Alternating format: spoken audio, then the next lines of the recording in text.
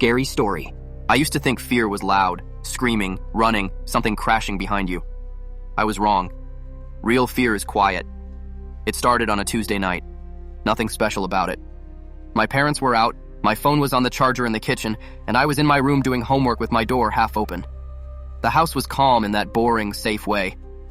Then I heard the floor creak. Not the normal kind. Not the house settling sound I'd heard 1,000 times. This one was slow, careful, like someone testing where to put their weight. I froze, pen hovering over my notebook. "Dad?" I called, even though I knew he wasn't home. No answer. I listened harder. My heart started doing that thing where you can feel it in your throat. I told myself it was nothing. Old houses make noise. I almost believed it, until I heard it again. Another step. Closer. I stood up and leaned toward my door, peeking into the hallway. It was dark except for the nightlight near the stairs. Everything looked normal. Too normal. Then I noticed something that made my stomach drop. The front door was open. Just a few inches. Enough to let in cold air. Enough to tell me it hadn't been like that earlier. I backed into my room slowly, quietly, and shut the door.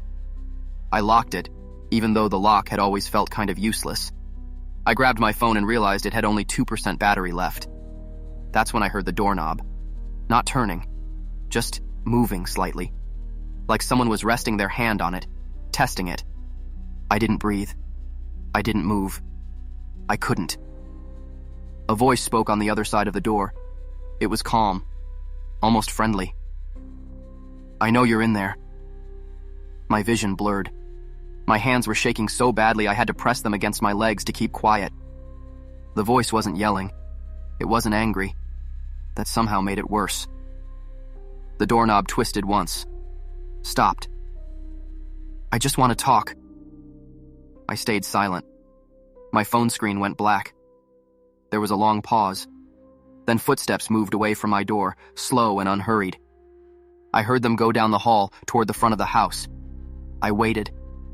Minutes felt like hours. Finally, I heard the front door close. I didn't leave my room. I didn't sleep. I sat on the floor until morning light filled the hallway. When my parents came home, the police did too. They found muddy footprints near the back door. Nothing was stolen. No signs of a break-in, except one thing. On my bedroom door, carved lightly into the wood where the handle was, were 3 words. Next time, answer. I still sleep with my door locked. And sometimes when the house is quiet, I swear I hear the floor creak. Slow, careful, and close.